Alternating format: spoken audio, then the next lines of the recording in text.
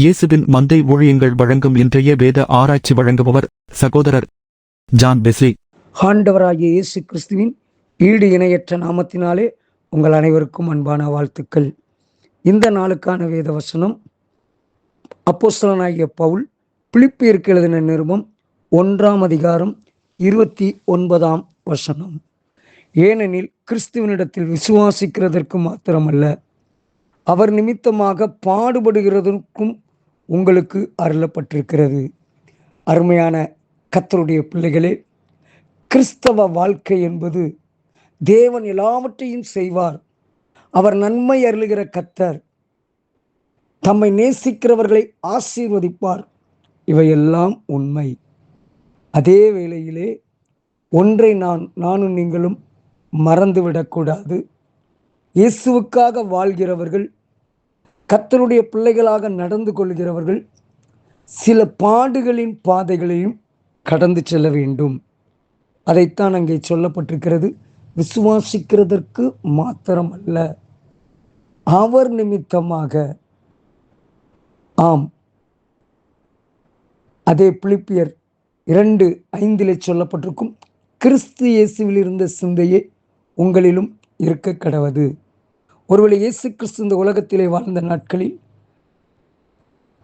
புயலை அடக்கினார், மரித்தவர்களை உயிரோடு எழுப்பினார், அநேக அதிசயங்களையும் அற்புதங்களையும் செய்தார். அது மாத்திரமல்ல, அவர் வாழ்ந்த நாட்களிலே சுவிசேஷத்தை அறிவித்தது நிமித்தம், உண்மையாக வாழ்ந்தது நிமித்தம் அநேக பாடுகளினூடாக கடந்து சென்றார். ஆம், அப்போஸ்தலனாகிய பவுலுடைய வாழ்க்கை, அப்போஸ்தலனாகிய பேதுருவுடைய வாழ்க்கை யோசித்து பாருங்கள். ஆண்டவருக்காக வாழ்ந்தார்கள். பேதுரு நடந்தபோது நிழல்பட்டவர்களெல்லாம் சுகமடைந்தார்கள்.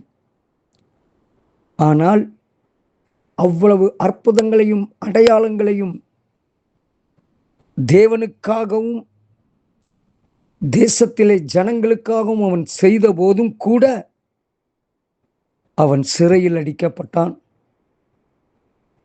அநேக பாடுகளின் பாதையிலே கடந்து சென்றான். அப்போஸ்தலனாகிய பவுலுடைய வாழ்க்கையை பாருங்கள். ஆண்டவர் சொல்வார், எருசலேமுக்கு போ, மக்கதோனியாவுக்கு போ. கர்த்தர் தான் போக சொல்வார். கர்த்தருடைய சொல்லை கேட்டுத்தான் போவார்கள். ஆனாலும் அநேக பாடுகளின் பாதை.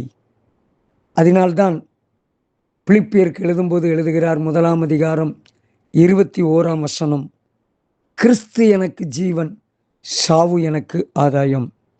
இந்த உலகத்திலே வாழ்ந்தால் ஆண்டவருக்காக நான் வாழ்வேன். அவருக்காக எல்லா பாடுகளையும் ஏற்றுக்கொள்வேன்.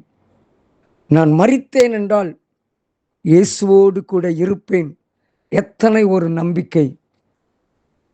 இந்த கால வேளையிலே இந்த வார்த்தையை கேட்டுக்கொண்டிருக்கிற அருமையான கர்த்தருடைய பிள்ளைகளே, அநேக பாடுகளில் நாம் சோர்ந்து போய்விட்டோமோ, துவண்டு போய்விட்டோமோ, அல்லவென்றால் உங்களுக்குள்ளே சில கேள்விகள், நாம் ஆண்டவருக்காக வாழ்வதில் குறைவுகள் இருக்கிறதோ?